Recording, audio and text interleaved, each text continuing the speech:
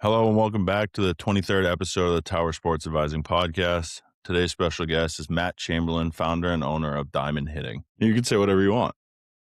Hey, Zach, what's going on? Thanks for having me. Josh, same to you. Really love what you guys are doing. Obviously, love my encounters with both of you and the experiences we had, Zach, just that short time at New Haven, and then Josh coming across each other recruiting. It's a small game, and I'm glad we're all part of it together. All right, diving kind of into what Matt does. So Diamond Hitting Development, a baseball training and hitting performance platform dedicated to helping players reach the next level, whether it's NCAA programs, pro ball, or advanced competition.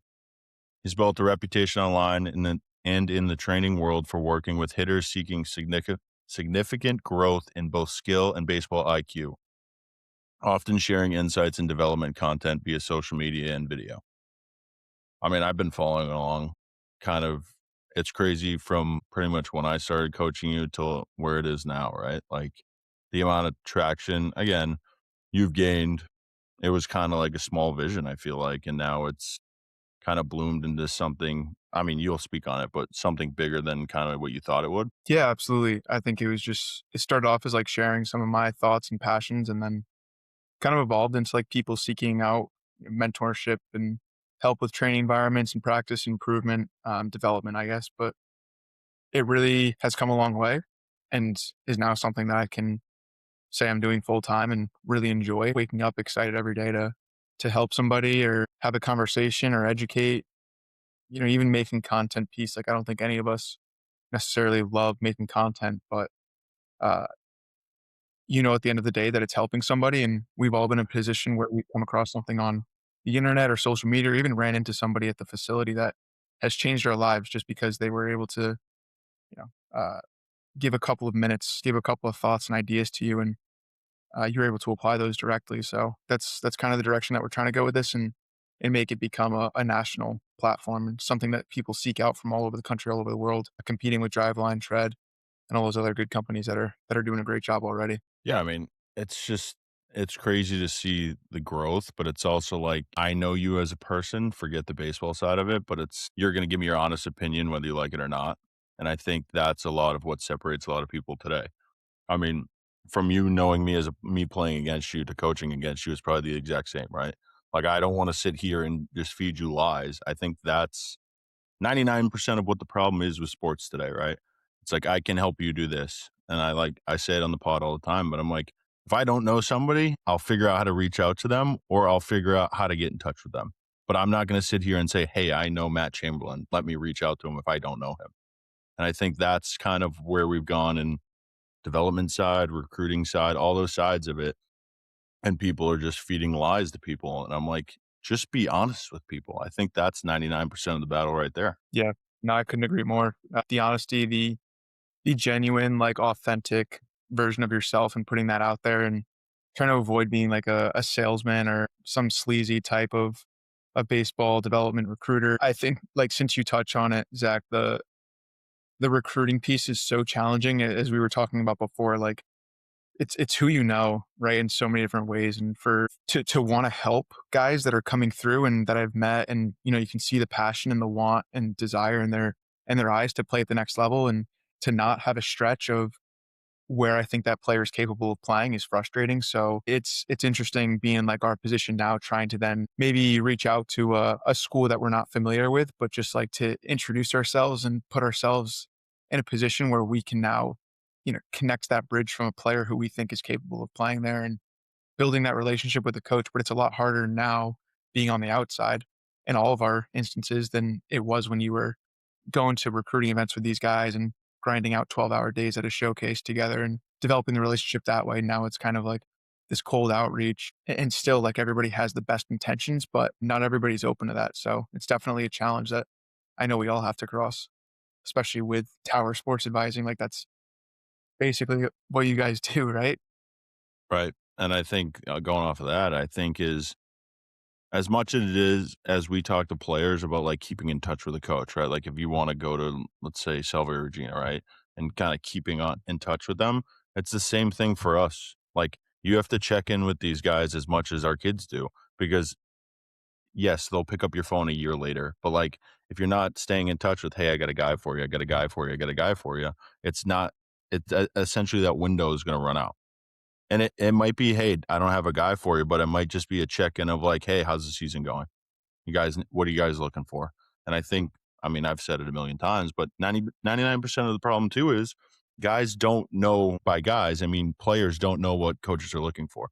So if you're a shortstop and UNH doesn't need a shortstop and that's the one school you want to go to, it's just the way of the land, right? But I think that's another gray area that both Pee Wee and I touch on all the time. And I think going into recruiting, it's like, I said it on the last podcast, but I'd love like somebody, this is $1 million idea for somebody, I'll say it again, but it's like one recruiting platform of like what everyone's looking for. And it's like emails, texts, all that stuff is on like one platform. So then you're not calling, texting, emailing, and it's all in different places. And it's more essentially organized for both college coaches and athletes. Cause I think that's like Yeah. one thing that's really missing for everybody. Yeah. No, absolutely. So you're saying like a way for NC State to say we need a 2026 shortstop and Sal Bay Regina say we need right-handed pitchers. Right. And then think about the portal, right? It makes it easier for you got a guy that goes in late to the portal and NC State says, I need a 20, what are we in 2026 for the spring? Let's just say it hasn't started yet. I need a 2026 right-handed pitcher for the spring. And then if you're in the portal, it helps navigate that as well. So you're not just sitting in la la land like, I don't know where I'm going to school. And then essentially would come into the fact of like, all right, well, we got our 2026. I take it off the platform or whatever. Yeah. Because then Dude, it it's makes it a crazy. lot easier for kids. Yeah. Dude, there's 5,000 kids in the portal right now that Hmm. just that enter The the season portal. just started. Dude. But all those guys have to take gap years now or Yeah. decide whether they want to continue playing baseball. And it's crazy. I mean, I personally like the portal's not going away anytime soon. And what it is, I think, is offered a really good opportunity for guys to get what they're worth. Like, would Zach have spent 4 years at Franklin Pierce? I don't know. You absolutely could have played at a higher level. So, assuming that you guys weren't one of the best teams in the region every single year, would that have driven you to pursue your professional career a little bit earlier? Meaning, like, if Florida State called you, Zach, and said, "Hey, you want to come be our closer next year?" Would you have done it? And would have that given you a better opportunity to continue playing? Well, I think not to cut you off, but I think the one key factor is like obviously when I left UMass Lowell, I couldn't go D1 to D1. So I Right. think that in my eyes, right, that's the only, not the only benefit, but the biggest benefit of the portal, right? Is like Mhm. I got my release. I couldn't go to another Division One. I couldn't go in conference or I couldn't go out elsewhere. I had to sit out. So I could only go down because back in our day, right? D1, you had to go to D2 or D3. D2, you had to go to D3. The only time you could go up was if you went 3-2, 3-1, 2-1. So like we played with Miles Sheehan. He went from Clark University to Pierce, so he went up and didn't have to sit out. But now it's just a free for all.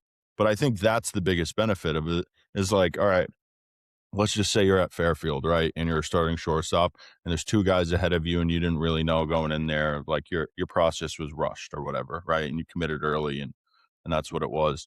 Now it gives those guys an opportunity to call TJ Ward at St. Peter's and say, hey, you need a shortstop? I want to go here.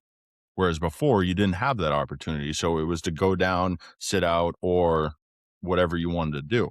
So going back to what I've said with Pee Wee here is I feel like back in the day that made D3 baseball a lot better because guys that were just like Mhm. kind of done with D1, they were like, I'm good. I did it. I'm going to go play D3 baseball. Kind of have back then it was almost 3 weeks in the fall, then play a season and kind of be a normal student. Now I think D3 essentially, I mean, I know they were trying to work on it, but I think the fall in D3 is going to be the same as 1 and 2 to the most part. And it's going to be even more competitive now to get into these schools, even good or bad. Yeah. I think a good word you touched on, Matt, was uncertainty. Like, there's so much uncertainty on like our end if we know someone or if we think they could play at that school. And then it's on the flip side of like you talk about the portal, like you don't know who's coming in. We were talking about it on our last podcast of like when do coaches actually know what their roster is, right? Like it feels like you don't know until the first week when you have that introductory meeting and it's like, hey guys, these are the 60 guys you're going to be with for 3 months until Thanksgiving. Wait, now here's an idea. It's only 40. Oh, you get to regional or yeah, after conference play. Hey, now it's only 25 guys. So 35 of those guys disappear within what, 5, 6 months. And it's Mhm. just the uncertainty of not knowing, like your locker might not be on the team come the end of fall or the following summer. He might have a great summer and he might go down or go up. It's like the portal has changed things for good and for bad, but I think using the word uncertainty has made college baseball a whole different landscape than what we were just talking about. Absolutely. Yeah, and then you throw in the NIL money. Mm-hmm. Yeah, it becomes a big business now. I think it's a lot more professional, but, no, I'll leave it at that. It's an interesting topic. It's just I think something that flies under the radar all the time personally is that, like, a coach could get up and leave in the middle of the year for a different school, and, like, people applaud it for the most part because 'cause they're gonna leave for a better situation. "Hey, congrats, coach. Happen to us," Zach. So it's like, hey, like I'm happy for that coach for finding a better opportunity. And when the portal first came out, like I felt the same way. Like we should be happy for players that are being rewarded for their efforts and their performance, and they're kind of ridiculed. Maybe not so much anymore, but they were ridiculed so much for like the lack of loyalty. Mm-hmm.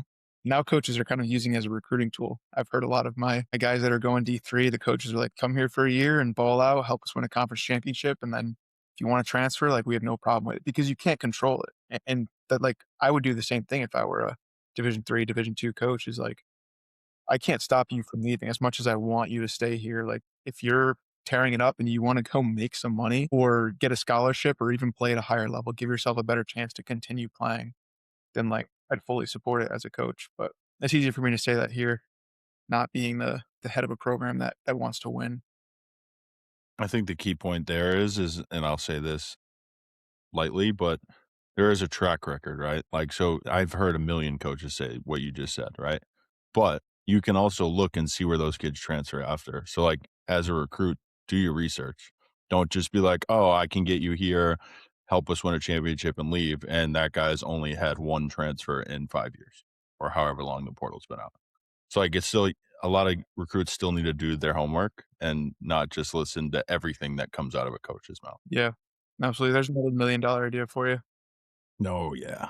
All right, diving into your 4-year stats at New Haven. Started all 140 games in your career, finished at a 297 career batting average, 11 home runs, 80 RBIs, 120 runs scored. Graduated as the program's all-time leader in career walks with 126, 33 more than the next closest player.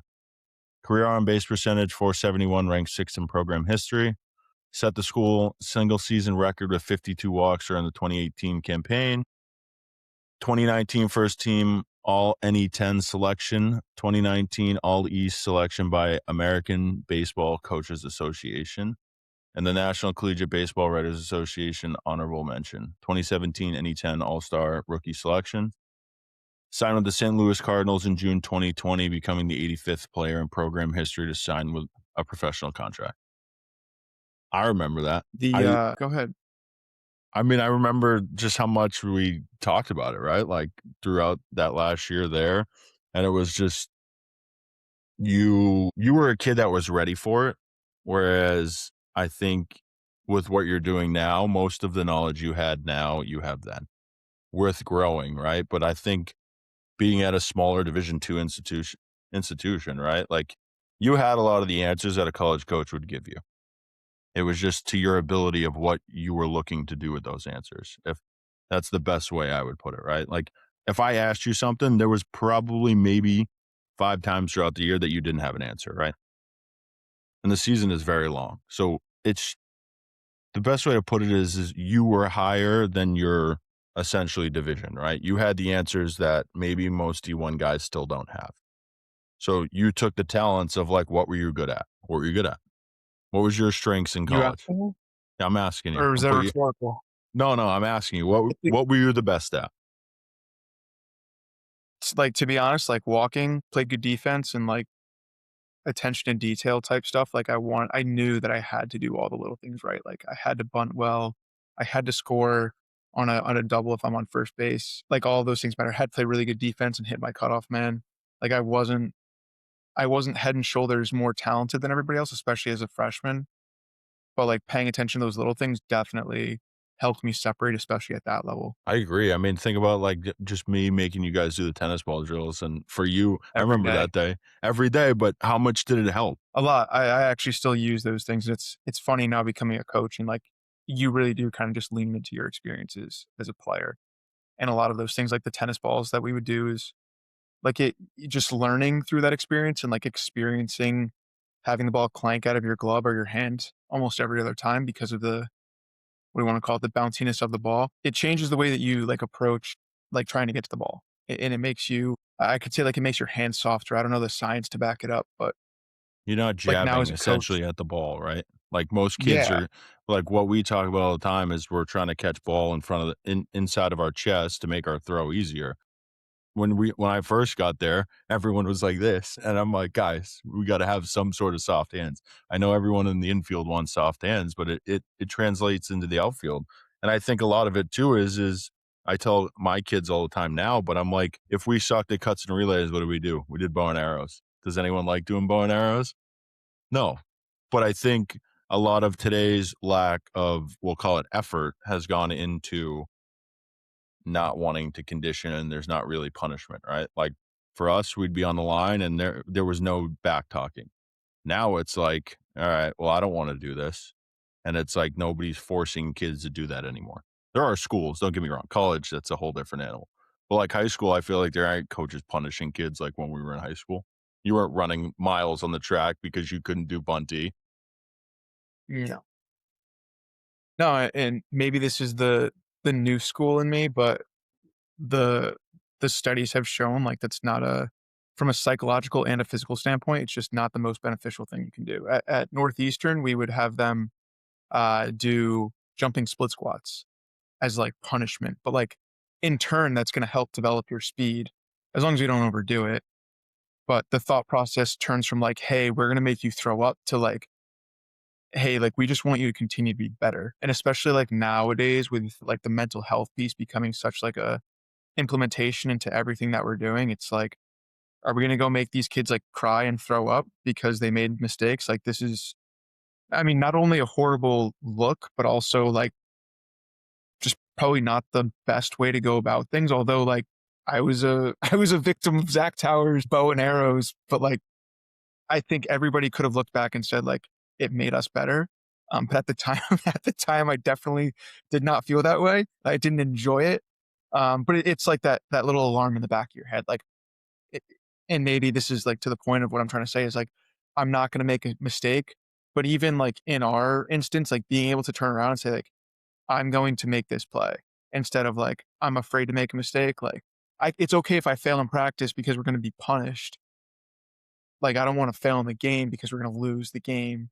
I don't know. I think it adds like a mental fortitude piece that goes a little bit overlooked. But like hopefully we're able to like integrate that in new ways as coaches to still develop that like performance under pressure without kind of focusing on the negative aspect of it or physically putting ourselves in jeopardy with I don't know. I feel like we ran over 10 bow and arrows one day, or you'd always end up cutting it short because you'd feel bad for us. But there's I mean, certainly days that and we'd be there's hurting. also I kept like if we threw guys out in games or we made plays that we shouldn't have made in the outfield, we did get bonuses, right? I did give those to you. You get But some rewards. I think a lot of it too is if you go back to that season, I think we had 4 errors in the outfield. Like Yeah. how many people can say they went through a season and 4 errors between the 3 or the 3 outfield positions? And I think and again, we weren't the most talented group, right? We had guys that were playing the outfield that weren't technically ready to be college outfielders yet, right? I think that was Yeah. Bobby's freshman year, right? If I'm correct me if I'm wrong, or is that sophomore year? Uh, it it, it would have been Sophomore, I think. yeah. No, I think it was his But freshman year. He was just an old freshman. yeah, but anyway, it's just like it just gives you that piece of like buying into something, and I think that 100%. has to do with life now, not just the sport. I think not enough Yeah. people are invested in kind of what people above them are trying to do, right? Like they're trying to make you better. Again, there's certain situations that people aren't trying to make you better, but I think 99% of people that we've been around in our career are probably, if they're above you, they're trying to help you. I'm sure Yeah. you can feel the same way about that. Yeah, absolutely. I mean, we're really lucky to have the people in our corner that we do. Even just through the New Haven network with Solano, Rispoli, and Demoris, and everybody else that came before us. And I think you've reaped the benefits of that at Pierce too. Like the the network of guys that you played with or played under there is insane. And to still be able to like see those guys and your brother and then obviously like his roommate is somebody that we played against too. Like it keeps coming back around. Like the NE10 is so small connected. Like we're looking to give opportunities to those guys. Like if somebody walked up to your front door of your facility and said, "Hey, I played it. I played at Assumption." You're immediately like, "Oh no way! What years? Like I played there. Who'd you play with?" But I it's think it's good. very Yeah, easy to that's have your that conversation though, right? Like it wasn't a huge conference, right? And back then we were the only wood bat conference. So there was like a yeah. stigma around like if you hit 270 with a wood bat, you hit 330 with a metal bat, or like we used to joke about it, right? But it's like I think everyone knew everybody, right? Like, and I Mhm. think it makes it easier now of having those conversations of like my one of my best friends growing up was Cogs. He was at Assumption and he came to Pierce for his grad year and it was like oh, what are you doing? Because nobody back then was going NE10 and then going a grad year and going somewhere else, essentially in the NE10. So a lot of it was like there was essentially standards of like if you go to Pierce, you don't transfer to SNU, right? Or if you go to New Haven, you're not going to Pace, right? Like there was whatever it is, but it was just kind of before all of the portal and all that. It was just like there was ins and outs and there was things that you just didn't do. I want to touch on something real quick. Throughout your career, obviously, you ended up getting signed by St. Louis and everything like that. But when you stepped on campus, because 17, I think we were the same class, what was your little niche that got you on the field? Because we were kind of going off of what you said. You were a walks guy, a defensive first guy, but obviously you developed into a great hitter. You wouldn't be where you were if you couldn't hit, right? So what was your niche that kind of kept you on the field? Because we always talk about development is the important thing is you don't want to be a cheerleader. You want to start. But obviously in college baseball, like you said, if you're the guy who you can be relied on and you played the outfield. So if you stick in center, you're making those big plays. You're laying down those bunts for those safeties, those suicides, scoring runs, moving guys over. But then you develop into this all conference, all region hitter. Like, what was your kind of initial, hey, how do I find my way into the lineup so I can stick into the lineup? Yeah, great question. If it was one word, I'd say competitive. Like just every day was fighting for a spot. And I think like mostly for myself and on like secondarily for the team, like how can I help this team win games? Like what's that going to be? And I came in as a freshman, not anticipating playing. I saw four seniors and a junior ahead of me. Joe Keiko, Nick Pirelli, Eddie Tamero, who was a freshman, all rookie team, Rob Petrillo, who was a 300 hitter, and then Josh Walker, who ended up getting drafted as a pitcher. But I was like, yeah, I'm not going to play as a freshman. These guys are way better than me. They're older. Like I'm going to take my time to learn and really just do what I can. Maybe I'll get some innings here and there, and then just finding a way to kind of compete and push the other guys opened up some trust for me with Rispoli and Solano, and then a couple of them got hurt. Josh became a pitcher only, and Joe was still doing the two-way thing at the time, so it gave me a little bit of leeway to explore the outfield. Ended up just getting a chance in the city series that fall and did well. Got a couple big RBIs, base hits late in the game, but I was like a 9 hitter, just turned the lineup over. And I really embraced that role specifically. Josh was like, it was just like it was a fight every day to find out what my role was. Like, are they expecting me to hit for power? And that was never really a question, but just the understanding and the journey to figure that out was probably like the biggest piece. It was just like every day is like, what can I do? What can I do? And it was like, you know what? I'm the 9 hitter. Like I'm gonna bunt. I had Tom Walraven and the leadoff spot. Like if I get Tom up and then Rob Petrillo comes up, like we're getting a run. So bunt, get on base, find a way to work an at bat. Like I wanted to have a 10 pitch at bat every single at bat. Mhm. Just wear the pitcher out, like give us a chance to get into their bullpen. And that kind of evolved once again, like a couple injuries came up and next thing you know, I'm hitting leadoff. And then I started to really like believe in myself as somebody that could contribute. And then that summer in Geneva in the Perfect Game League and working on some other skills and then coming back as a sophomore and we were competing with Pearson Snoo for that regional championship. And that's like, okay, this is real. Like we're good, we're talented. And then I could go on about the rest of the career, but I think that was like the biggest piece in the freshman year is just like compete, find a way to help the team win, find out what my role is and how I can best kind of contribute. Yeah, I mean, that was kind of the same thing I was thinking, but I know Zach wants to move on to the questions he have. I just have one question that we were talking about last time. How fast did it take for your starting nine, your first game as a freshman, to then change to another starting nine? Because we were having a little conversation. Pretty Really good fast, I'm question. assuming. Really good question. At the time, like maybe my memory is warped, but Solano's very loyal to who Okay. he picked. I remember Andrew Garcia was struggling a lot, and he kept putting him in there, like kept trusting him, and eventually he sat him for a game or two up at Pierce and Snoo. Pierce takes 2 from us. I think they walked off on us once or twice. Biggest weekend of the year, right? Like they're the regional powerhouses. And then we went to Snoo. They walk off on us. Like we're 0-3 the weekend. Like we're just trying to get away there with something. And Andrew Garcia came in to pinch hit and hit like a go ahead home run to give us a win against Snoo.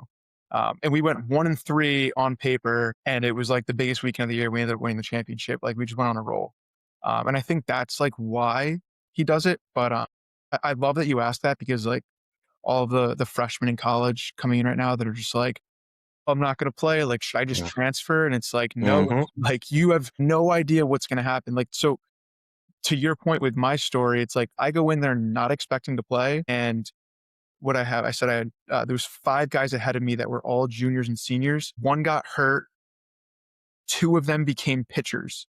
So like by default, I was the last one available and I went in. But like the that can happen so easily. And I've seen it like a million times in my short lived life in baseball career. Is just like somebody gets hurt, somebody quits, somebody's homesick, something happens. And next thing you know, there's 3 guys left and you're one of those guys and you play. Summer ball Mm-hmm. is a perfect example. I remember the first year that I coached at New Haven, I got we got as a staff, got every single player spot on summer ball. And I was so excited for these guys. Over half of them probably left before the end of the first month because they're like, oh, there was so many guys I wasn't playing. And it's like, that's not the point. The point's like, go there, have a good experience. And then by the end of the summer, and you guys know, like there's 20 guys left and you're putting pitchers at shortstop. Like you're just trying to figure out ways to fill the field because that's what happens. Everybody goes home. Everybody's like, this sucks. I want to go home. I quit, whatever. So like, I think there's something to be valued about like just outlasting people, like having that resilience, that persistence to like just want to be there. Like just it doesn't matter. It does matter if I'm playing, right? Like we all want to play and contribute, but like opportunity is not guaranteed. It's not linear. So like we need to put ourselves in the best position to play. But really good question. I think that's where you were going with it, right? Is like these younger underclassmen at college. We were talking, we were like, we want to trial and error. Obviously, we can't do this, but we want to play a team, 9 guys, barring no injuries. It's like a franchise in video games, turn off injuries and see what it's like. Are they the best team on paper or are they the worst team? And we always think because every freshman thinks the same thing. They're like, I'm never going to play. I thought the same thing. I remember my first day at practice, we had 9 second basemen because every spot was full, but second base, we had 9. So imagine trying to turn double plays. You only got 1 rep. Like you don't know.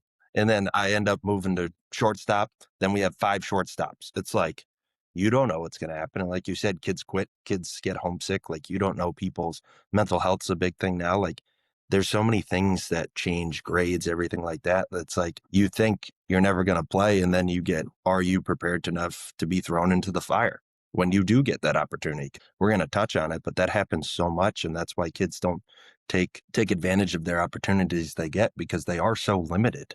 So it's just a funny running gag of us. If we could start all 9, would it actually work out? Because it's never the case. Never. I totally agree.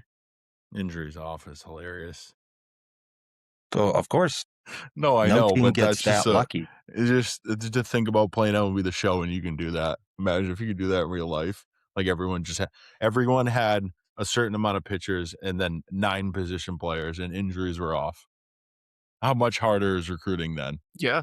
We're winning at any Right. level. That's crazy. All right, Matt, diving into coaching career.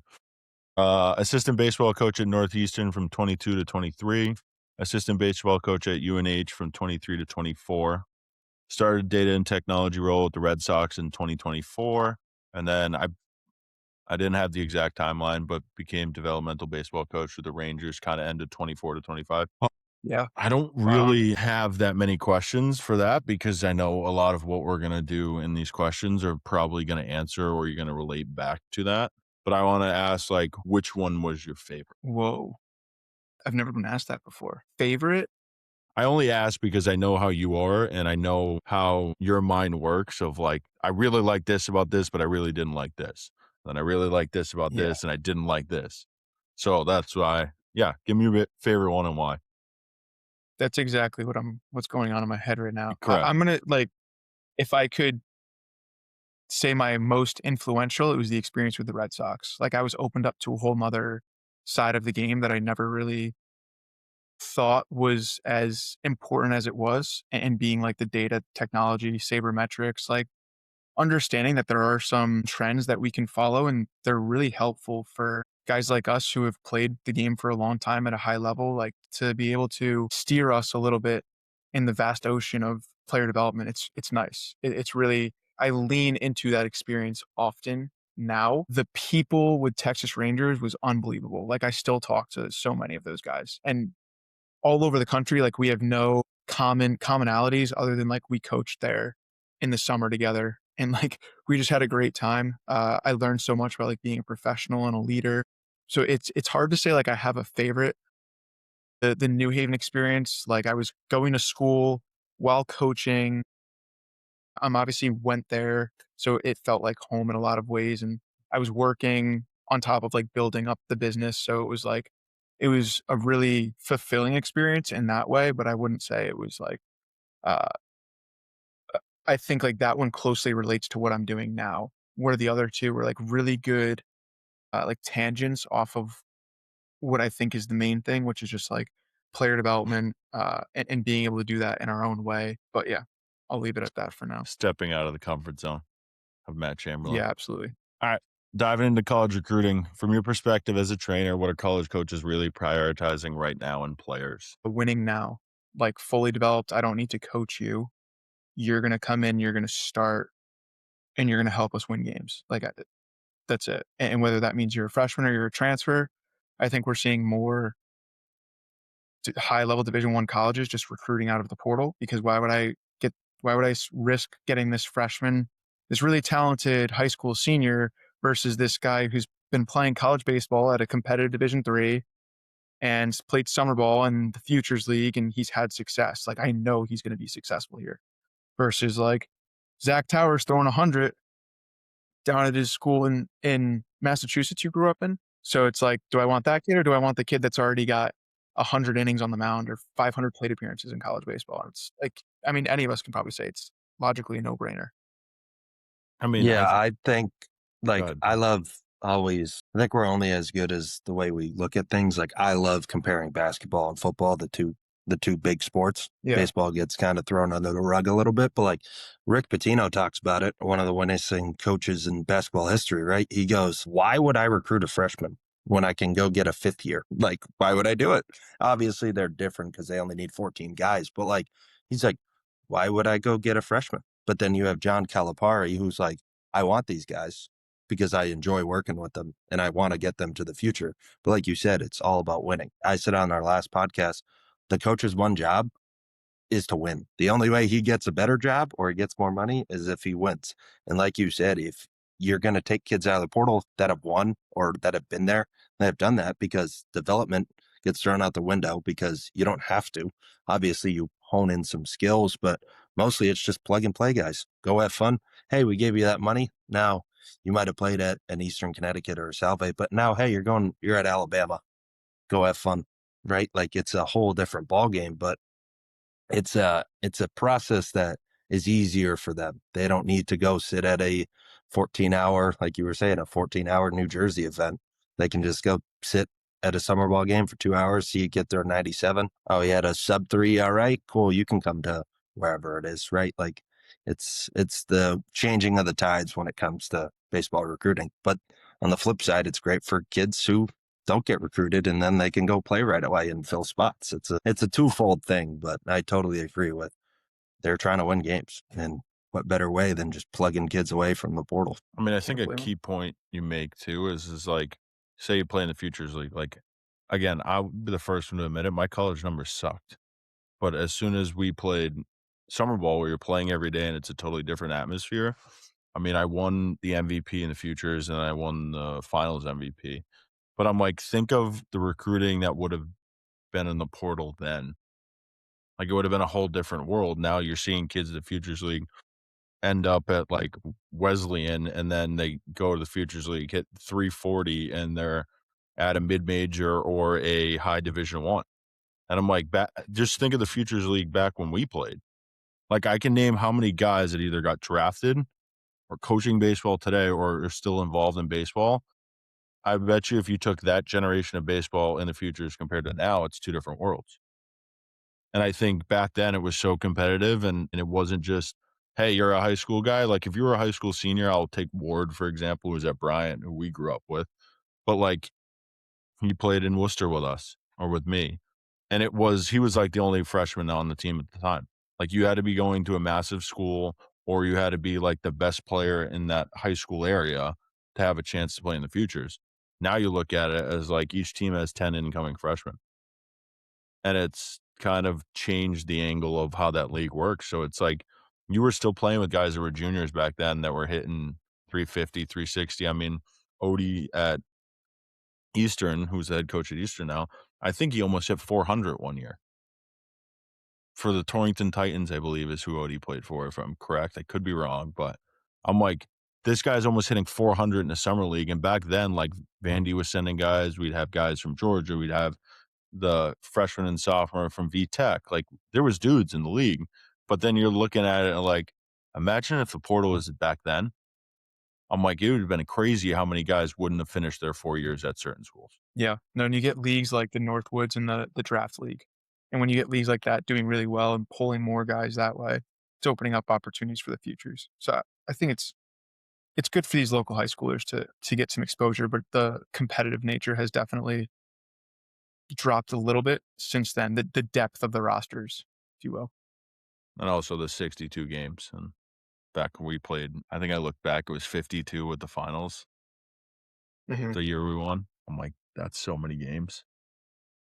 Anyway, moving on to the next question. Are you seeing a shift in what gets players recruited? Tools, metrics, production, projection, or something else? I think if I could say one thing, it's that like I try to tell my players to avoid sending like their high school stats. Like, hey, I hit 300 this high school spring with a 400 on base percentage. It's like, dude, you played 20 games against. And I'll quote my high school conference. I played in the Shoreline Conference. It's like I graduated with 100 kids. So like you can imagine the talent pool that we were playing in. So for me to, I think I hit 600. So for me to then quote, like, if I sent that to a coach and I was a college coach and read my own email, I'd be like, I don't care. So like metrics are definitely something that's being looked at more. And I think like effort and want to play in these higher competitive, either summer leagues, teams, or even high school conferences matters. But it's hard to say. Like, I think networking and connections are the biggest thing. If Zach called me and said, "Hey, I got a kid for you," and then I had some random guy call me and say, "I got a kid for you," like, who am I believing? Right? And just like, obviously, I'm taking the guy that I know over this other guy, unless it's head and shoulders better than the other kid. And then, even in that case, it's like, well, I mean, let's say I'm coaching a local Division One. It's like, why does this kid want to come here? Does he expect scholarship money? And then it gets all fuzzy with like the expectations of, does he think that he's going to start right away? There's so many variables that go into it. I think just like what I tell my guys is like, make sure you check as many boxes as you can as early as you can. So like, am I strong enough? Am I fast enough? Am I hitting all these numbers? And if so, like now we can really start to like, I don't know, get you on a better summer team or consider doing a post grad year. But like before all those things, it's like, hey, I'm a 120-pound junior that wants to play Division One baseball. It's like we got a long way to go. Like I can tell you that it's super unlikely that you're about to hop on the mound and throw 97 right now, just knowing those two things about you. 120-pound junior that hasn't gotten a Division One offer yet. Okay, right. So like, if I could frame it anyway, it would just be like check off as many of those boxes as you can because that's what coaches are going to look at first thing. Can I get video? Okay, he's throwing 96 and he's a 6 foot, 180-pound high school senior. Like that kid looks like he can play for me right now, and that's what they're looking for. Like we just said.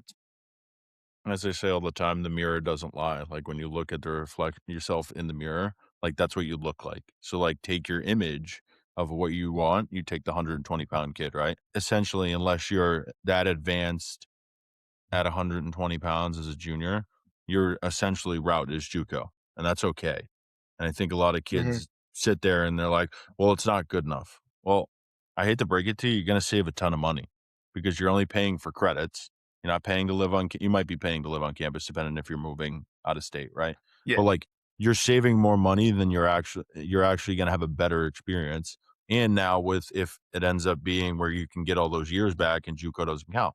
Again, we could sit here for 4 hours and talk about that, but if you're going to go to JUCO and you're 120 pounds and you can go there for 1 year, put on 40 pounds and go play at a really good Division 3, that's a success. But a lot of people look at it, especially in where we live now, right? Connecticut. I went through the numbers over the past 6 years, there's barely any kids that go to junior college. Like, and when I say barely, there might be less than 100 in the last 10 years, which is sad to say because that just kids aren't getting the opportunity. But then on the flip side of it, I look at it as parents are telling their kids that's not good enough. So they're not even exploring that opportunity because they have another person in the ear besides somebody like me or you or Pee Wee to say, hey, you can do this. You just need another year. Because that JUCO route, if it doesn't count as a year, is going to be better than your post grad because you're getting college credits. Because most post grads, you're not really getting college credits unless you're going there to take a full AP course, which I guarantee you most kids aren't if they're focusing on trying to find a college baseball school for the next year. So there are benefits to both, but I think a lot of people really need to sit down and be like, what are my options?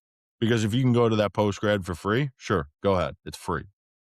But most kids can't do that. They can go take their college credits at that JUCO, actually get that grit and grind of like what baseball really is that they probably never had, could change their life for the better, and then end up in a spot for 3 more years of school and 4 more years of baseball if they really wanted to. Yeah. No, I don't absolutely. know. It's a That's the, touchy subject. I mean, I talk to families about it all the time. It's like they want to see all their options, and I'm absolutely okay with showing them all of their options. But there's absolutely a reality that they have to face at some point, which is like, what are my college offers? And the JUCO route and the post grad route are absolutely opportunities. But is that the best thing for your family? Like, is that putting you in a good financial situation, or is that helping your son or daughter continue to compete at the highest level, or in some instances, like if I've worked with a player for multiple years and it's like you're just not progressing at the rate that we need you to, like, then maybe that's a different conversation that we need to have. But there's so many different routes. And I think people absolutely, what I took away from what you said is like people will kind of say that's not enough and kind of give up early on their options because they feel discouraged by that. I think that's the problem, right? As I think go back 10 years ago, forget the athleticism, forget anything, right? I think there was a lot more fight of I'm not giving up. And Hmm. again, that might just be the generational shift, right? Or whatever you want to call it. But I think if the kids get back into like, I'm not giving up and like enough's not like that's not enough, right? But there are a ton of opportunities with the portal now, more than there has ever been. So like Hmm. I tell kids all the time, I'm like, go take the chance, right? Say you don't want to go to that Division 3 school and that's the only offer you have. After the fall, if you absolutely hate it, you can go be a normal student and transfer anywhere else because you have college grades. Go. Like, what are you gonna lose? It's not like Yeah. those classes don't count, but people would be like, I don't know. And I'm like, do you want a chance or not? Because back in Hmm. the day, if you got a chance, like you were lucky. Now it's like, well, I'm not getting a good enough chance. I'm like, there's no such thing as a good enough chance. You're the 8% playing college baseball. Like that's the chance. It doesn't matter where it is. That's just wild. All right, next question is how much do swing metrics, exit velocity, bat speed, and attack angle actually matter in recruiting compared to game performance? In recruiting, I'd say hardly at all. Those things are describers of like your ceiling, but not necessarily driving people to recruit you. Sometimes I'll quote, like I have a couple guys that hit the ball over 110, like that's pretty cool. And that sets them apart. But aside from those two examples, and those are both already college baseball players, you're not really setting yourself apart with any of those metrics if you're still in the middle of the pack. So it's like, I mean, like I think more recently, like Driveline come out with a bunch of stuff where articles, videos, like we've always talked about bat speed and swing speed, right? Like this guy can really swing the bat. He hits the ball a mile. Like that's exit velocity. That's bat speed. We're just talking about it in different ways. So like Zack Tower comes up to the plate, like this kid could kill our pitcher with a line drive right now, or he could put the ball 500 feet over the fence. And with that, I would bet that he might have some swing and miss there too, if we can put it in the right spot. So like it's a describer. It shows you trends of players. And typically the harder you swing, the more swing and miss you're going to have, the harder it is to square it up. But if you square it up, you can absolutely burn a team, very much so. As far as recruiting goes, I wouldn't say that they're looking at it, but they're absolutely aware of it and how much of an impact it can have. We have a really thin framed dude who already swings really fast. Like maybe if we put more muscle mass on him, he can keep gaining it. But again, those aren't players that I think are being recruited nowadays with. We can just get the kid that just hit 400 at this really competitive division 2 or 3. So why do we need to take a chance on this fresh or senior in high school? And I will add to that too, looking at like these projectable players, especially like as I continue to mature in my coaching career, is like, if this kid's not checking these boxes before he exits high school or even making an effort to do so, like that's a red flag to me, because I've played with so many guys that are like 6'2", 160. And it's like, if I just could gain some weight, it's like, but you didn't. Like you can gain 20 pounds in a year if you wanted to, but you don't.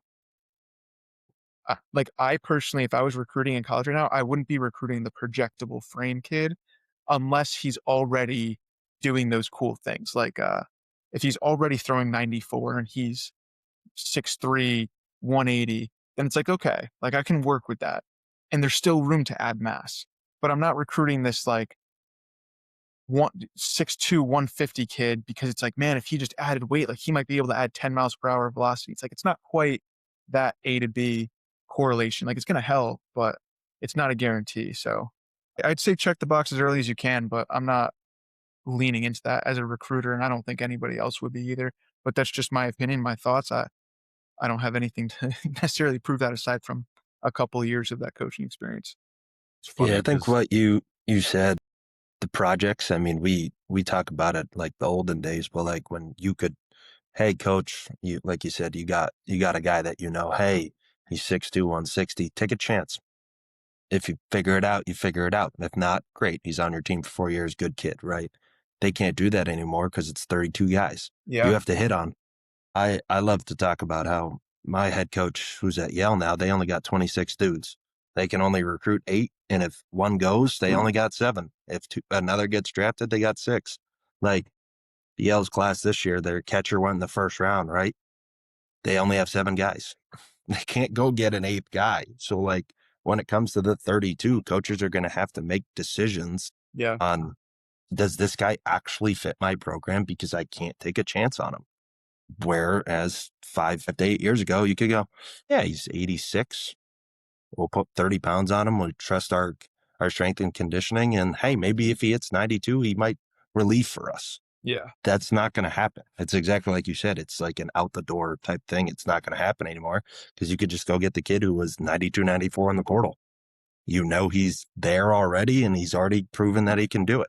So projectability kind of was the thing that got you in the door. Now it's not even really that big of a deal anymore because if you don't have it to start, coaches aren't wasting their time on that stuff. this question about college recruiting is what separates the recruitable hitter from the good travel ball player? I'd say performance, but also like level of competition. And it's hard to measure that. And I think like you guys have a lot of really good ideas already just talking to you about like, how do we measure these guys in different talent pools, right? Because like, hey, I went to this perfect game tournament, but it's like you played 4 games against 4 other teams from terrible regions that couldn't play. And the Northeast is certainly not a flex on baseball talent, but to put yourselves like in those conversations, it's so hard as a college coach to measure performance versus like good travel ball. Like, are you playing on a good team and you're performing on that team, or are you not? I think it's just a balance. To give maybe a cop out answer is like there's talent and then there's performance, and you need to find the middle ground between the two, because you don't want to be the super talented kid that never figured it out, but you also don't want to be this like, I think the term gamer is arguably like offensive because that was me. And it's like, man, he's a gamer. And it's like, can I just like, am I not valuable for any other way other than like I play good baseball? Like it's good that I can bunt and hit and run and move a runner over, but at the same time, like I could burn you with a deep shot. And I think like talking to scouts over the years about how they view things and they think very similarly, but it's like trying to find ways to create that player that's able to hold the talent and also perform in game against high level competition. But it's really hard to scale that and to weigh that on a national scale, even a regional scale. When I don't want to use the term watered down, but something similar where there's just so many teams, tournaments, options where it's like we're playing the local Connecticut team and we put up 14 runs and my son hit 4 homers. And it's like, congrats. Like the pitcher was throwing 70. 2 of those homers were inside the Parkers because they had a 300-pound kid in left field that just wanted to play with his friends. Like the ceiling and the floor. So the gap is so big and it's hard to measure that. I don't fault the player for that. I think building training environments is truly, and what we're doing is truly helping to bridge that gap, to narrow that gap a little bit. And that's training in a more like year-round type setting with like those live at-bats and the gameplay, because that's really where we miss in the Northeast, right? Is that down in the South, like they're playing games year-round. Like they don't care about training. But up here, we love training. We love the weight room. We love batting cage. We And have that's just to. not, we have to, yeah. And that's just, yeah, that's the constraint that we're fed. And we try to do our best with that. I just say like avoid just hitting off the tee or hitting flips for 3, 4, 5 months. Like that's not the solution. I think a cool point you said there too is like down south, right? And with tournaments, the teams that come from our region of the Northeast, like it was either a podcast or a video interview of a college coach, and I forgot who it was, and he was talking about exactly what you just said, right? Like strength and competition and travel ball and all that.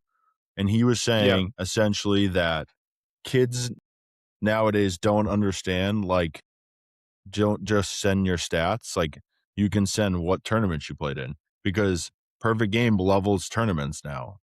Premier is their best one. So perfect example, like the WWBA in Northborough this summer at NEBC. That's one of their better tournaments. So you can't just automatically get in. The Boston Open, there's 280 teams every single year. For our area, that's the biggest one.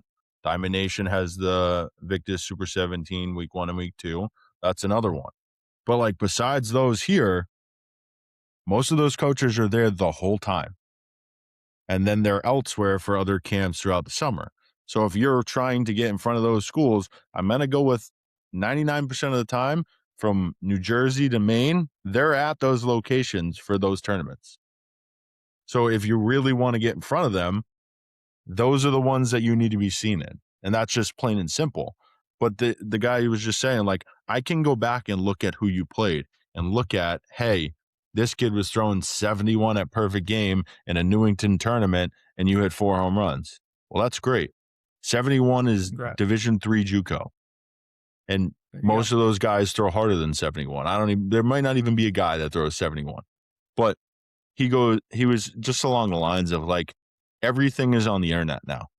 So unless you're facing an ECU commit that threw 97 and you hit 2 pumps, like that's something that's going to translate to the school that I'm at. Yeah. It was just cool to listen to, because now you're listening to somebody that's a Power 5. I forget which school it was, but the Power 5 coach, and like, dude, I can look everything up. Like everything's on the internet for a reason. So if I really want to invest my time into you and follow, hey, this kid sent me an email and this kid reached out, or that this kid followed me on Twitter and I'm following along, now I can do my due diligence of like, how good is this kid actually? And I think that's a big point in recruiting, of like, what they can see everything if they really want to. I think my favorite game to play is, I always use Zach as an example. I wasn't blessed with the 6'4", 230, 240, whatever it was. I'll take my 6 feet. But like, you put Zach down south, he's just a regular person, right? How many of those? He's played with numerous kids that played in Texas football. They know what it's like. They get kids that are 6'5" plus, right? Like every kid, we always talk about those specific schools that recruit. I only recruit 6'2" plus kids, right? Like, and I always use Zach. Like, put Zach in the South, he's just a regular person. You put him up here, he's a giant amongst boys, right? Like, you got to know, and I'm not using it as like a negative, but it's like, you got to know like where you're at. Like you said, it's like, am I the best player in the room, or am I the worst player, or am I the best player in the worst room, or am I a good player in a really good room? Like, that's what you got to understand. And like, it ties back to the recruiting world is like Zach will get recruited, but like, say he goes down south, there's no traction because the Georgia coach is like, I've seen this kid before. I've seen 37 of these kids before I stepped in, um, whatever it's called, Jupiter today, right? Like, they down south's a whole different ball game, but to correlate it back, it's like you got to understand who you're playing and what you're competing against. And like you brought up in high school, it was the same thing. Like our area, like outside of Zach, like we had the Ward kid, we had Jenkins. He got drafted. He played at Quinnipiac, but like in the Central Mass area, there's not many guys, right? Like you got to know, am I that good or am I just good for where I'm at? Because Right. if you're just good for where you're at, you got to find a better room to be in. Yeah. And that ties back to playing on a better team, going down to different tournaments, or if you're just playing at the Sportsplex, or if you're playing in those tournaments where you're actually getting good competition. Mm-hmm. Yeah. We could talk about this all day. Yeah, we could. All right, dive into player development. What is the biggest developmental mistake you see youth athletes making today? 2 players hitting off a tee together for more than 5 or 10 minutes. If you want to use it as a warm-up tool, like fine. But the way that I view player development now is like if you have the opportunity to utilize resources like that, meaning somebody who can throw you at the very worst, flip you the ball, but also like darts or even batting practice. If you have a good, like we would throw batting practice together, Zach.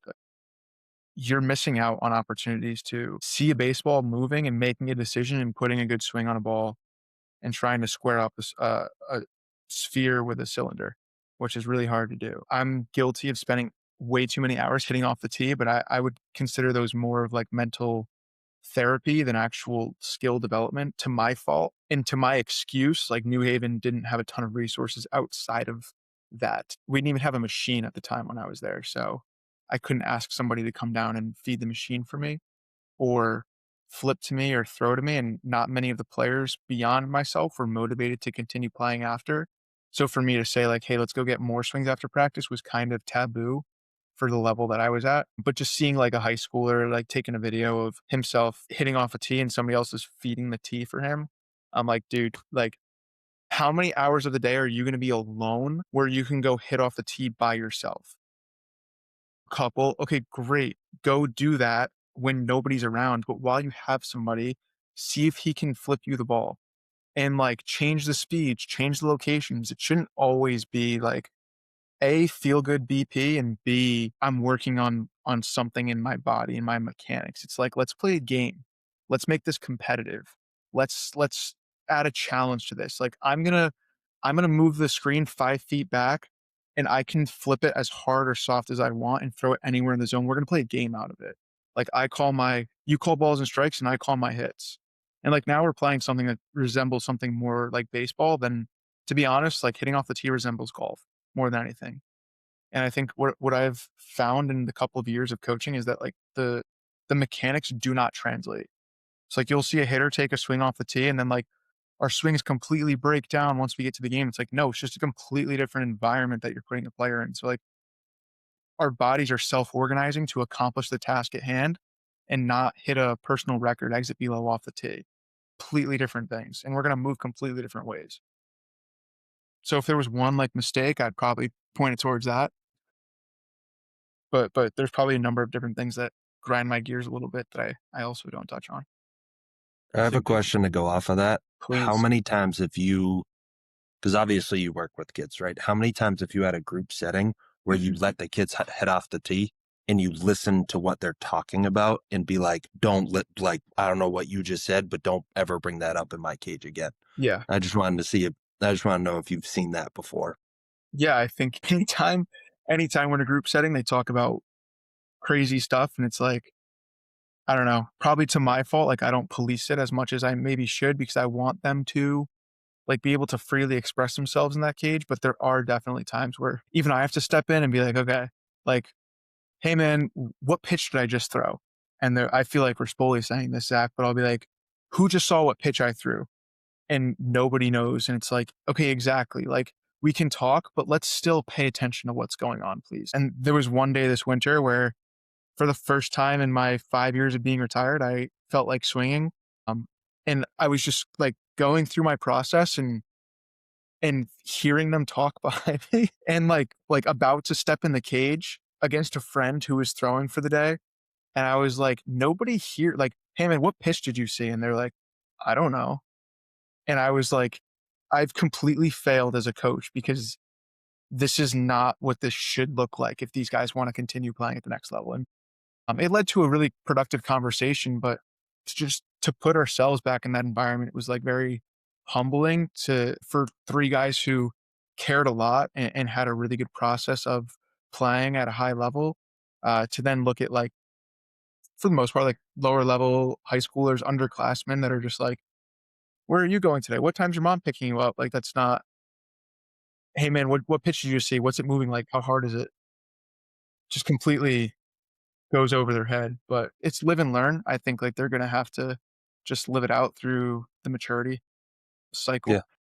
And I think it's beautiful because you can just go, hey, we're not here to just have average conversation. Like, Yeah. we're here to get better in group setting. Usually, if you have that hyper competitive kid, he's going to force the kids to get better. Yeah. And usually, you target that kid because you know he's either going to turn into a leader or not a leader without the C on his chest, right? Like, you're going to make that kid learn not only to be a better teammate, but how to be a person who pushes other people. So I think it's a twofold thing. But I just thought it was hilarious because I've heard it so much where kids are like, oh, yeah, I got class at like 8 o'clock tonight. I got this, I got that. We're doing this. It's like, dude, we're at practice. Like, do you even care what's going on? Yeah. They don't, to answer your question. I think going off of that, I think for me, like I'm a firm believer in kids are trained to have machine swings now compared to in-game swings. So I think Mm.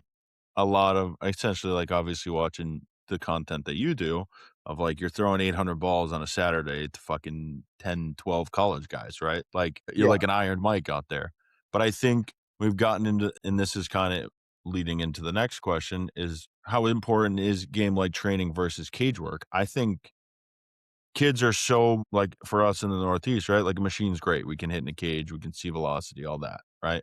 Not everyone has the top of the line hack attack where there's mix pitches and all that stuff, right? So it's just a fastball. And I was reading a thing about a guy that was talking about the junior hack attacks. The ball is actually rising. It's not Mhm. just controlled RPMs and where it's going to be put on a tee every single time. So now you're training these kids to get to their front side, get tall in their body, and try to hit a ball that's essentially rising at any speed. So I think a lot of Mhm. kids get lost and it's like, well, I hit 400 swings off the machine today. Okay, well, did your swing get any better? And a Yeah. lot of kids will be like, nah, I just went in there, took some swings off the machine, and then called it a day. I'm like, okay, so you didn't focus on anything. You just kind of got in there Mm. and said, hey, I'm going to take some swings today and I'm going to get really good. Okay, well, you got a game in 3 weeks and you're going to see slider, slider, slider because you're a 13-year-old big donkey, let's call him, and you're not going to see a fastball and you think you're going to go out there and hit it. Like, that's not realistic. So I think that's a whole nother conversation.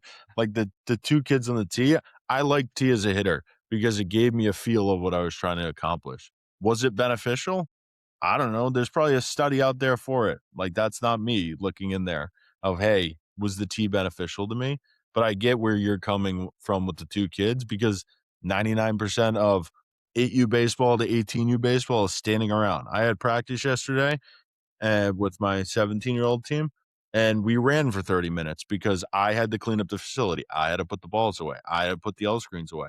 That's not my job anymore.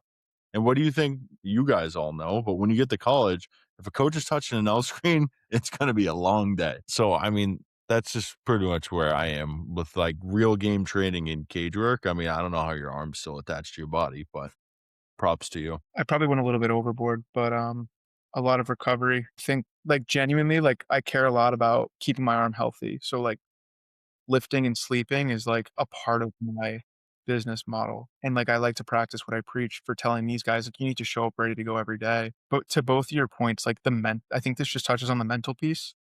And we totally undersell this part of our coaching in general, but coaching as a whole just needs to be better, including myself, of how to integrate more mental performance into each practice. The conversations are the starting point. Like, what are we talking about? What is and Zach, to follow up on what you said, like, what's our intent here? Like, is our intent to just go in and get 400 swings, or is our intent to figure out a problem? Are we problem solving, or are we just going in there like zombies? I want to expand. That it's another thing I I could mean, talk about it all pretty day. much goes back to, like, when I tell my rounds growing up, probably after, like, I realized what baseball was 6 to 8 swings, right? And kids look at me like, "1 Mhm. more, 1 more, 1 more," and now I've started Yep. betting kids, like, sprints. Like, "Alright, if this one sucks, like, you guys are gonna run sprints, the whole team, not just you, or you're gonna do I 100 love that. burpees." Because kids think more, more, more, more, but if you took 5 out of 6 good swings in that round, that's accomplishing something. Because I will die on this grave, right, of you take 1 more, 94% of the time, it's going to be a bad swing. You're going to hit yourself in the foot. You're going to ground the ball to short, or you're going to swing and miss because you're trying to do way too much. You're not locked in on what you're trying to do, and it just doesn't work. So I think like that's just goes back to getting the reps. Like we don't need more reps. We need the accountability of you can do this on a daily basis. Higher quality reps. I love that you weave in the accountability piece. Like, that's what I'm talking about. It's like, "Hey, we will take 1 more, but if you mess it up, then there's gonna be a punishment for it." Right, because think about it, it's the last game of the summer, we're in the finals, and it's a 2-2 game, guy on second, 2 outs, what's your job? Get him over. Or hit base hit through the hole, whatever you wanna do, right? But, like, if you talk through the process, right? Kids do not wanna talk today. We have phones, right? We sit here and we do this, which is great, don't get me wrong. It makes life way easier.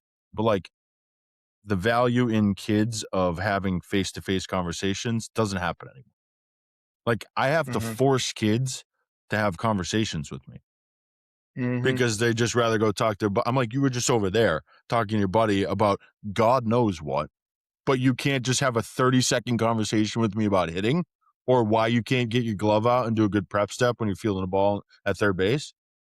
Like, sometimes I just sit there and I'm like, "Am I losing my mind?" And then, like, I think back to college, like, in nothing against our team at New Haven, but, like, in college, it isn't much better, and I haven't seen it get much better. Like, there's still kids that are, like, oblivious to the world, and I'm like, "How did you get recruited?" Or, "How did you end up at this school?" Because I know Coach Solano isn't picking somebody like you with the way you move and the way you work and doing this, but then you put him in a game and it's like, oh, he's goes back to the gamer label, right? You put him in a game and he's Yeah. 3 for 4 with a double and 2 singles and a walk. Like, I'm like, oh, I guess you're right. I mean, it's just, and that's the thing, kind of the gray area too of baseball is everyone's work ethic is different. That doesn't mean everyone's doesn't mesh together. But like I played with plenty of kids that are the laziest kid in the world, but you put them in a game, they're going 2 for 4, no problem, no questions asked. Or the game's on the line, they're doing their job to let the team win. And then I play with the guys on the other end, right, where they grind their butt off, right, and they get into a game and it's over 3 punches. Like that's just the way of the land. But I think the cool part for us now after is like to see the mix of lazy guy that puts in too much work. It's always going to meet here, right? Yep. And then you got a full team of, depending on what level you're at, like 40 guys that are trying to figure out that same thing to just meet in the middle of like, damn, we're running more conditioning because that guy doesn't want to run today. Well, that guy's a 4-year starter and is hitting 330 on his career, but he's the laziest kid on the Mhm. team. I mean, you're just never going to Yeah. escape stuff like that. Yeah, it's Right. life. I Next think question. I got one more thing to touch on. I think you'll enjoy this one, Matt. Like doing college coaching, like I found enjoyment on kicking kids out of the cage when they go there 5 for 6, but they roll over the last one and they're like, Coach, one more. I'm like, okay, so those 5 before that were backside homer, hard ground ball up the middle and one off the L screen wasn't good enough. And there was one kid that I was coaching, I forget his name. He was always a one more because he had to go 6 for 6. He was a perfectionist. I forget when it was. It was like mid-April, mid-season. He went 5 for 6 in the cage and rolled over the other one. And he looked at me and walked out of the cage. And I was like, he finally understood it. He was like, And I talked to him about it, and he was like, Coach, like, I finally get what you're saying. And like, as a coach, that's kind of the whole thing. You're like, you want kids to grow. And once the thing clicks, you get a smile because you're like, he finally understood what I was talking about. Yeah. But I love telling those kids, get out of the cage, dude. Yeah. 5 for 6, you're the best player ever. What does one more do for you? But they don't understand. It's like you said, like, you got to show them the accountability and make them, not force them, but you got to lead their hand in how they understand that quality reps is the way to go. Useless reps don't do anything, just to make you feel better. We're not in the business to make you feel better. We're in the business of helping you grow as not only a baseball player, but as a player, or as a person. Sorry. So like, well, those little things, it makes you smile because you're like, he finally got it. Yeah. It's like we've trained for 6 months. It had nothing to do with anything, but you know that little thing clicked. So you're going to add other little things to challenge him to make him a better person and player. Yeah. Quote that last 30 seconds there. That was perfect, Josh. All right. Last question about player development is, what is 2 to 3 non-negotiables in building an elite hitter? Tracking your training and assessing where you're at. And then I think that competitive nature piece, like creating a competitive environment, would be the other thing. But like, in order to see how much you've grown, you need to, number one, get a baseline, and number two, track it over time. It's the same way that like stats have become so accessible nowadays, where it's kind of inevitable for players to be like, oh, I hit 300, 330 this summer. Like I'm improving every year. But like we could also track things that are way more in our control, like what's my muscle mass at, or body weight for an easier example, or how much weight am I lifting? How hard am I hitting the ball? How much am I swinging missing in zone? Like you can pretty easily just track this like by yourself. Um, hopefully in the next couple of years we're met with some more advanced stats. I think Game Changers on the verge of kind of finding some of this stuff in Pelotero, but uh, you're talking about just like basically like keeping an eye on. It's like if you guys have any investments or any players that you've worked with, like you're watching them throughout the year, right? And you're watching them ebb and flow and understanding that like it's not going to be a linear line up. Like we're going to have some downs and we got to work through it is all a part of that. So I'll keep that one as short as I can, but just like having a mindful attention to that process is kind of where I'm going with that. Shout out Trez, Tukes, and Colabello, huh? Yeah. All the boys. Good guys. The holy trinity Seriously. of my childhood. I know. I feel like I've known him for 20 years now. Wow. All right. Diving into skill acquisition. How important is decision-making training, swing, no swing, in comparison to swing mechanics? I'd say more important. I think all of these things are like really small variables and really large buckets. So like say you have a big bucket and there's like 20 different marbles in there. And all of those things are going to contribute to your hitting. And some are a little bit bigger than the others, but not by much. So like, do your mechanics matter? Like, yes, absolutely. In my opinion, like I've hardly ever had to directly talk about mechanics with players. I have, but there's a lot of other boxes to check before that. Like, is this player even strong enough to swing the bat here? Are they even to get into these positions? I think those are directions that I absolutely find myself like looking at before I'm looking at like their mechanics per se, or at least for solutions for those mechanical deficiencies. But the swing decisions thing is huge. Like, you're not going to have success if you're swinging at crap or if you're not swinging at all, period, unless you're an outlier case. And I want to say myself, like just taking pitches right down the middle and somehow walking my way to first base the majority of the time. But the swing decisions piece is a huge factor. I did a little study and made some content on this a while back about the value in your swing decisions from a monetary standpoint is way more valuable than your batted ball quality. But like Aaron Judge gained the Yankees more runs by making good decisions than he did hitting his home runs. And he was the best hitter in baseball. So for me to say that about him, what do you think everybody else's look like? And it's very similar, if that wasn't obvious enough. So it's a hard thing to train. And we're finding ways now currently to like implement it into more pieces of training. And it stems back to approach and the mental piece and all that stuff we were talking about before. But I'll leave it at that for now. Go ahead, Josh. I think for me, I've never was taught what a good and bad swing decision was. I feel like this is a newer thought process because if you know anything about the way I play, like I wanted to walk, that was my goal. Mm. But I refused to swing at the first pitch. I took the amount of times I've gotten yelled at for taking a first Dude, pitch you've heater taken right down over Broadway, 10,000 at bat first pitches but in your career. but then somehow I get to 2 strikes and I get a hit. Like, but to go over what I was saying, like, I never got taught what was a good and bad swing decision. I Right. just saw so many pitches over my life that I got blessed. I was had the ability of seeing spit. So I could tell you what was a changeup, what was a slider, what was a fastball, right?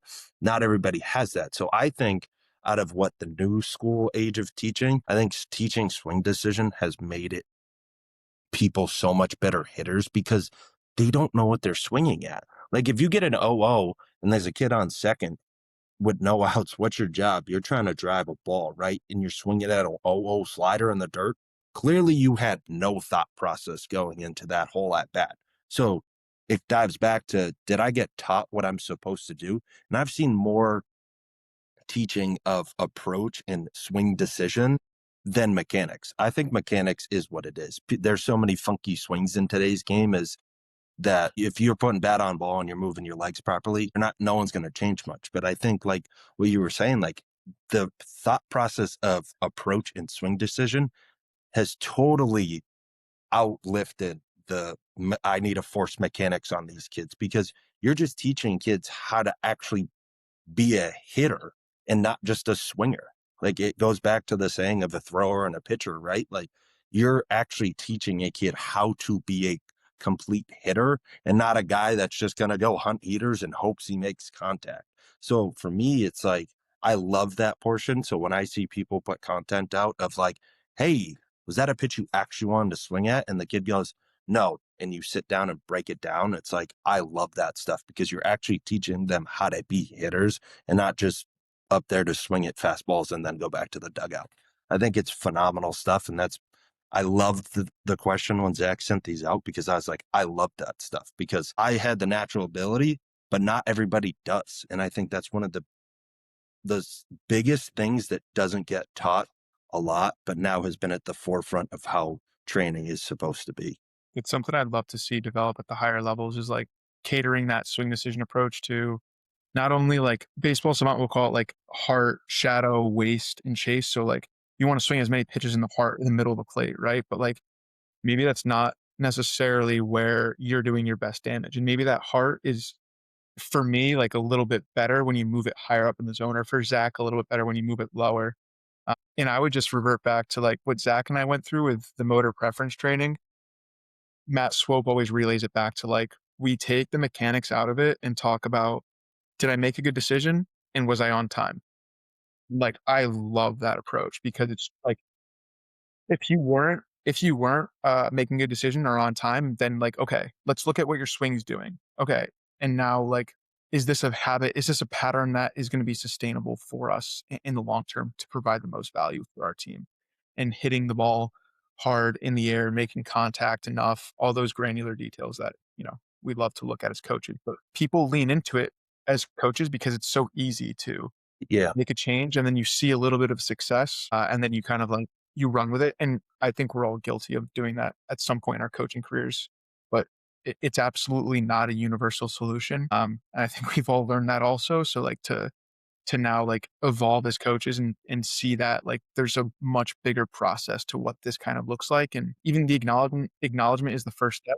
But you're talking to like, at least in our case, Zach and I, like parents, especially of younger kids, are like, I want my kids to work with a coach one-on-one so you can fix his mechanics. And I'm like, okay, let's take a step back. Like the last thing this 7-year-old or 8-year-old needs is like mechanical work. Like let's start an indoor wiffle ball league for these little kids where they just go play like we all did in the backyard for hours on end. It's like they're going to figure it out and they're going to have fun and they're going to want to keep playing baseball. But the longer that I sit in the cage and talk to this kid, like 6-foot person looking down at this little person and telling him what to do, he's going to start to just hate showing up. And it's great for our checkbooks. If I'm being honest, like, yeah, we can charge whatever we want for a half hour, an hour lesson. It's great. But at the end of the day, like that's not moving the needle for these kids. And I know we all have great intentions with the industry. And I think like putting them in a setting where they're able to have fun and compete and still develop those skills is going to be the best solution for everybody involved. But unfortunately, that's not always the case with what parents want out of it. It's the Yeah. image. You got to realize we're making hitters, not robots. And I'm glad Yes. mechanics has been on it's going this way, not up. Because I think mechanics, when you force kids to do things, even if they're good, it's going to end up hurting them because they're going to be like, I hate this. This is awful. Yeah. And at the end of the day, it's how much do they enjoy the sport to want to continue the sport? Because I read a stat, it said 13-year-olds quit at the highest rate ever It's the hardest thing. because Yeah. it's because you're about to hit that high school and it's like, do I like it? Do I want to hang out with my friends? Do I want to go study and prepare myself for the 4 years before I go to college, right? It's like that 13-year-old. Can you make him enjoy the sport? And mechanics jamming it down their throats, like you said, doesn't help anyone. I I mean, love there'd it, be a Josh. cool study too of the fall off from the best little league player to the 13-year-old year. Yeah. That's that, but It's the that's hardest year. 90% of it. Like I Yeah. talk to parents all the time. I'm like, 13-year-old year is the second year of T-ball. And people laugh at me. And I'm Yeah. like, the throw gets longer, the bases get longer, So much the more. pitching Huge is jump. so much slower. Right. Huge jump. But that's the biggest separation in our game today. 12 to 13-year-old. Because the best player isn't the best player. It does. Don't get me wrong. There are players that are still the best player. But most Yeah. of the time, your best player is not your best player on the big field. Yeah. No, I totally agree. All right. Well, next question was going to be, is there a point where too much information slows development? But I think we kind of just covered that entire thing of youth baseball. Go ahead. Keep moving.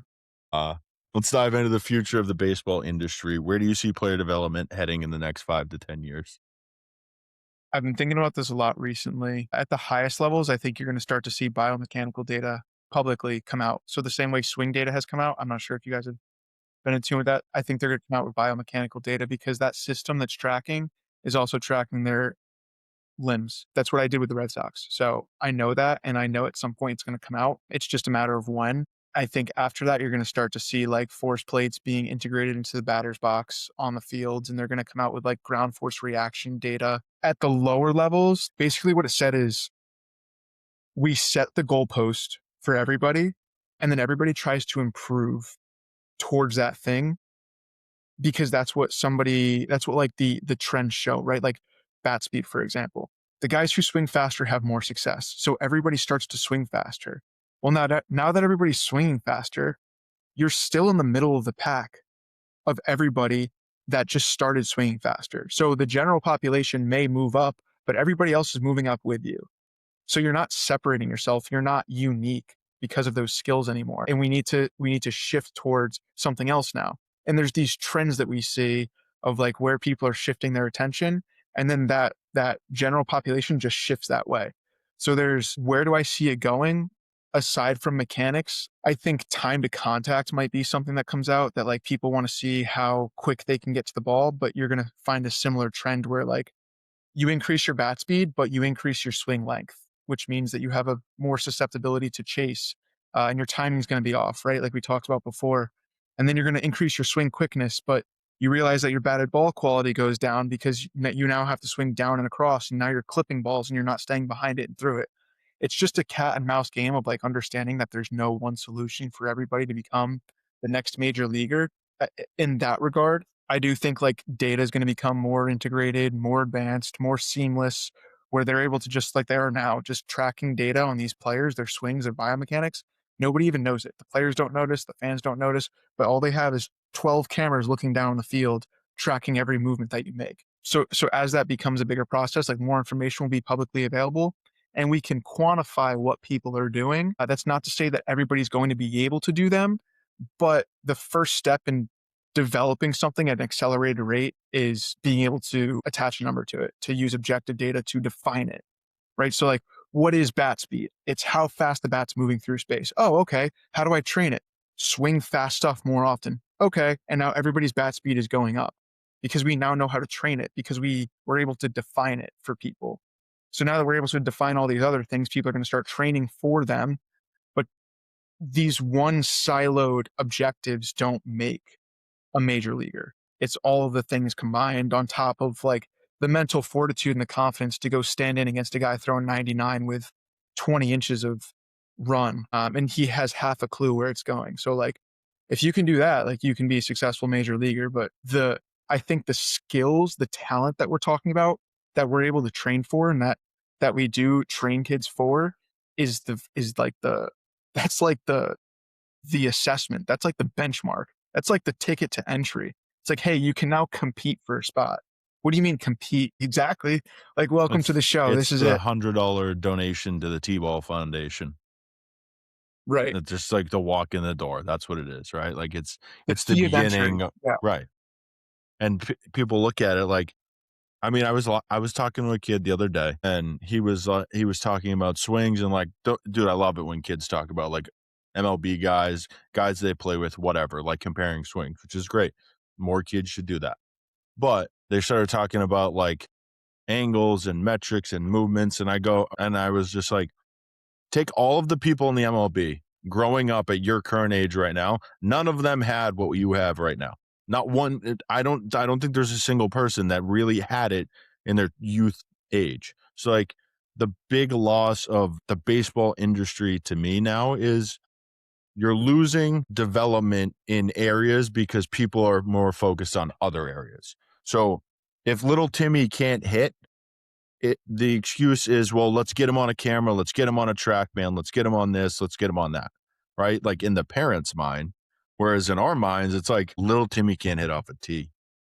So what's the point of using a track man, this and that? Because everyone wants the biggest and the best.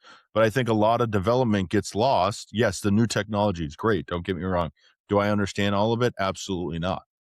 Would I like to at some point? Sure. But I think you lose fact of like all the MLB guys growing up didn't have all this data, right? So they Yeah. figured out what worked for them on their own.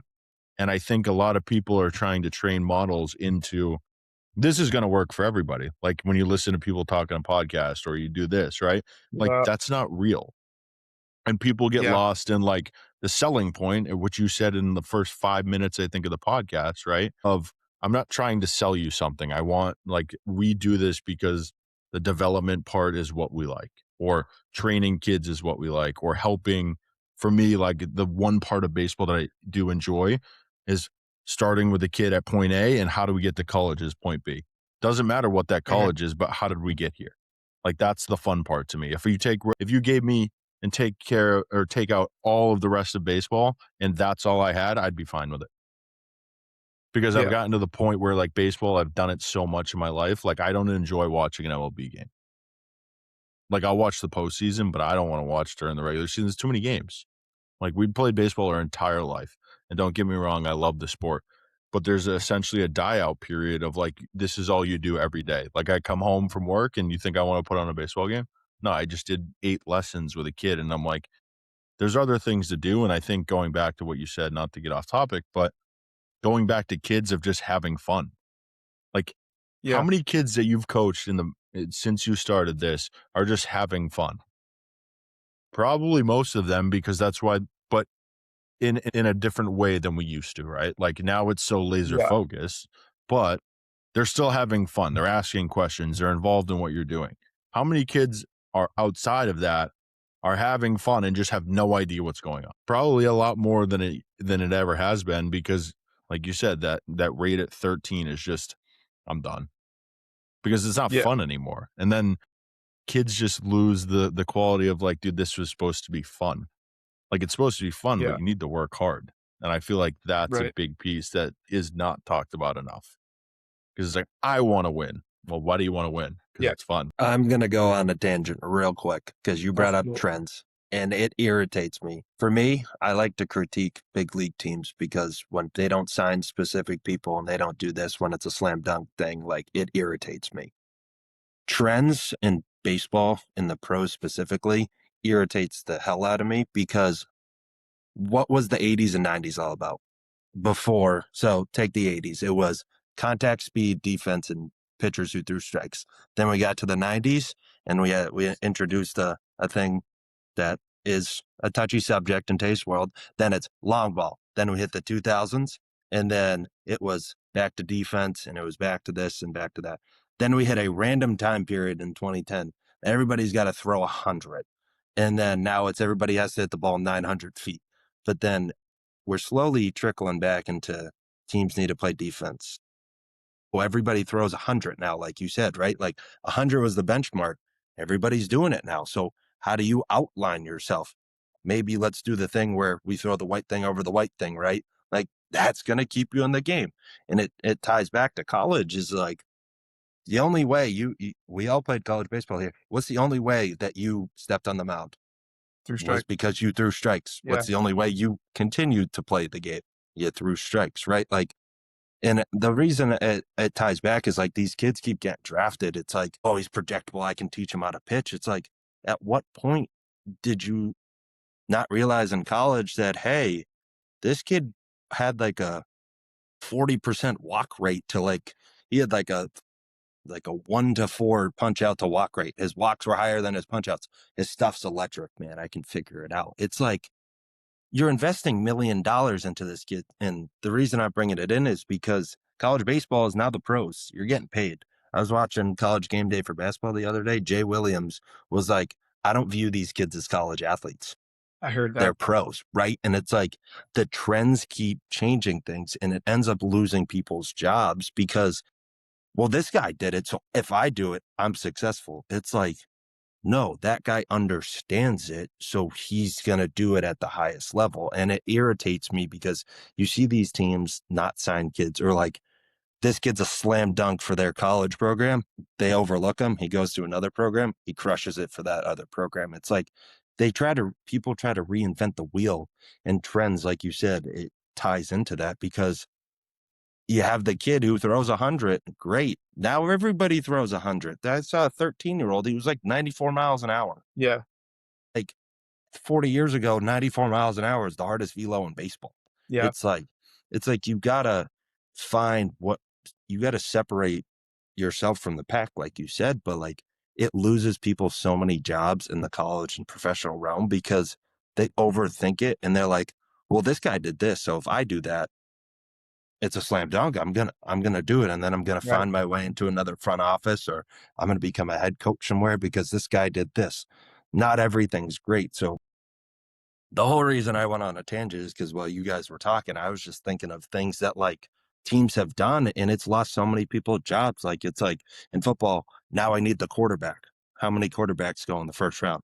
Sam Darnold wins the Super Bowl after 7 years of being bad. Now we got to go to defense. You'll see in about 5 years that there's going to be more defensive guys drafted in the first round than offensive guys, right? Like the trends keep flipping. And if you're not ahead of the trend or you're not the trend setter, you're just wasting your time because by the time you get up to that point, the trend's already changed. They're already in there. And I keep going back to what you said because it's great. It's like we have the circle point of like, this guy does this. But once we get there, that guy's already doing something else to separate himself. So Yeah. you're wasting your time. The goalpost is forever moving, man. Exactly. And I think it's phenomenal because I like to tie it into the job side of things. It's like people lose jobs because they're like, oh, 3-4 years down the line, this is going to be great. But the people who find it out first usually have that success and they're good enough to pivot to something else while the other people are going a different direction.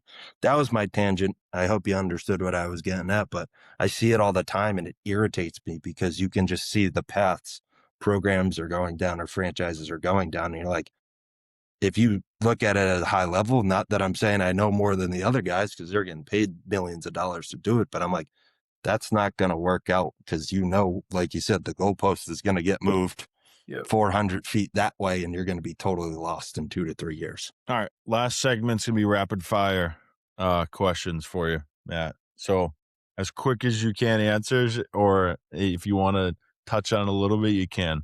So exit velo or approach, early recruiting or late bloomers, Late bloomers. weighted bats, yes or no, Yeah. data first or feel first, Feel first. best age to start strength training, As early as possible. one swing myth you want forever gone. Oh, it's a tough one. I'd probably keep your head on it. That's just the first one that comes to mind. But I don't know if I just think a lot of feels are could go either way. But I know Ball's that was moving. something. How can you keep your head on it? Yeah, it's like you physically don't actually see it. So I get the point of it. But anyway, we'll move on. The last one recruiting myth that needs to die. Recruiting myth, probably the projectability thing we were talking about. Like, hey, this kid's projectable. It's like, well, he doesn't eat, so he's not very projectable if he doesn't know how to eat a sandwich or cook his food for himself. Or sleep, or do his homework, or stay in Or the sleep, yeah. classroom. Or time management when you Right. have 8 hours of practice Right. Go to class. Yeah. and The do account- homework and then eat and then have a life outside of sports. The accountability factor. All right, that's a wrap on episode 23. We follow Tower Sports Advising and Diamond Hitting. Matt, I want to thank you for joining today. Zach, thanks a lot for having me. Josh, it was awesome. It was a pleasure. Pleasure as always.